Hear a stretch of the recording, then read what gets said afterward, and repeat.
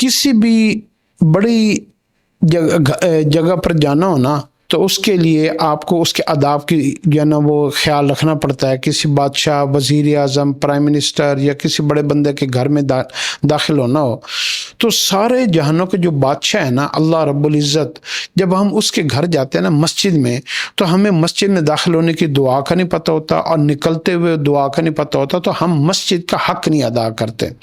تو اگر آپ مسجد کے اندر آپ جائیں اور چاہتے ہیں کہ مسجد میں جتنی برکتیں، خیر بھلائیاں، جو لوگوں نے عبادتیں کی، لوگوں نے دعائیں مانگی، لوگوں نے اللہ کے ساتھ اپنے تعلقات کو ٹھیک کیا، ان لوگوں کی مانگی ہوئی دعاؤں میں سے آپ کو حصہ مل جائے، ان کی عبادات میں سے آپ کو حصہ مل جائے، اور فرشتوں کی مدد آپ کو مل جائے، اور اللہ رب العزت کی براہ راست رحمت کے اندر آپ جانا وہ آ جائیں، تو مسجد میں داخل ہوتے ہوئے یہ دعا پڑھا کریں: اللہم افتح لی ابواب رحمتک، اللہم افتح لی ابواب رحمتک.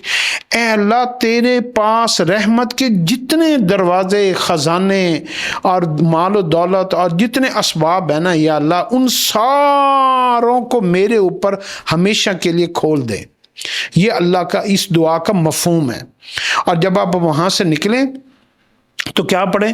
اللہم انی اسألک من فضلک ورحمتک. اللہم انی اسألک من فضلک بھی پڑھ سکتے ہیں، پوری ہے اللہم انی اسألک من فضلک ورحمتک. اے اللہ، میں آپ سے سوال کرتا ہوں کہ آپ میرے اوپر اپنا خصوصی فضل فرما دیں. فضل کہتے ہیں وہ بہترین، عمدہ، اعلیٰ ترین وہ رزق جو پاکیزہ بھی ہو، حلال بھی ہو، آسانی سے بھی مل جائے، اور اس رزق کے بعد آپ کو نیکیاں آپ کے اندر پیدا ہوں، آپ کی شخصیت اچھی بنے، آپ حرام سے بچ جائیں، آپ کے اولاد آپ کی فرما بردار بنے، وہ رزق آپ کو ملے. تو اس کو فضل کہتے ہیں. اللہم انی اسألک من فضلک ورحمتک.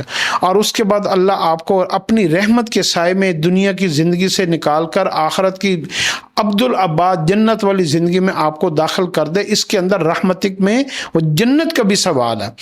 تو اس لیے جو ہے یہ جو مسجد کی دعا ہے نا، آپ ان دعاؤں کو، یہ ہے دعائیں چھوٹی چھوٹی، لیکن اس کے اندر اللہ رب العزت نے بڑے خزانے چھپائے ہوئے ہیں. تو اس لیے جو ہے نا یہ ان دعاؤں کو آپ معمولی نہ سمجھیں، ان دعاؤں کو سیکھیں اور سیکھ کر اپنی زندگی کا حصہ بنائیں.